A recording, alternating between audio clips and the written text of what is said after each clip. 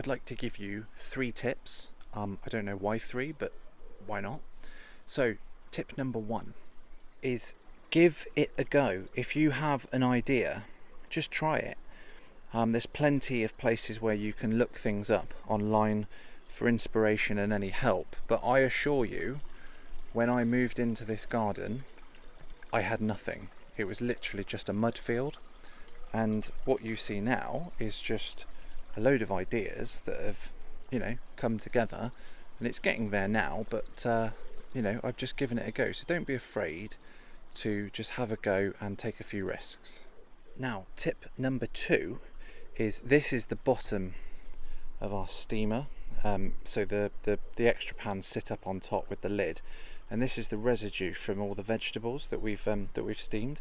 And what I do is I make sure that it's cold, and I'll top it up with some cold water, and then just pour it on to your plants, and all those vitamins and goodness from the vegetables will go back to the soil, and voila, hopefully you get some half decent plants.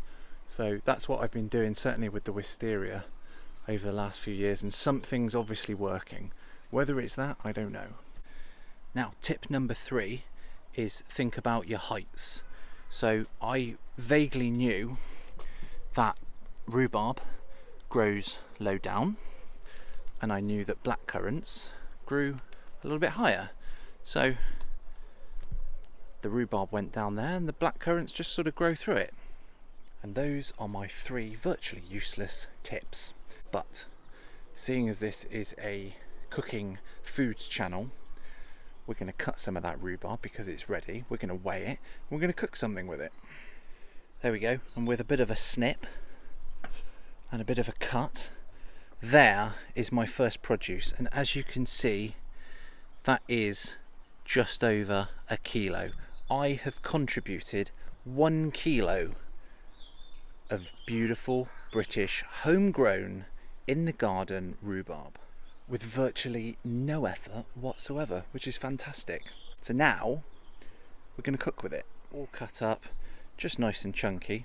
And then I've got a little crumble mix here, which is just flour and butter that's been made into sort of uneven breadcrumbs, and then I threw some granola in there, and actually some sugar and some cinnamon as well. I'll put all that in the description below. Beauty. And then, because we don't muck about, I've got some lovely hot briquettes in there, which hopefully should give a nice even cook temperature. We're going to put that on the barbie. We're going to put the lid on, and we're going to wait patiently, mostly patiently. And then after about an hour, ta-da, a nice little crumble. And that is how I am combining Shed Wars with Hunter Gatherer Cooking, the food channel.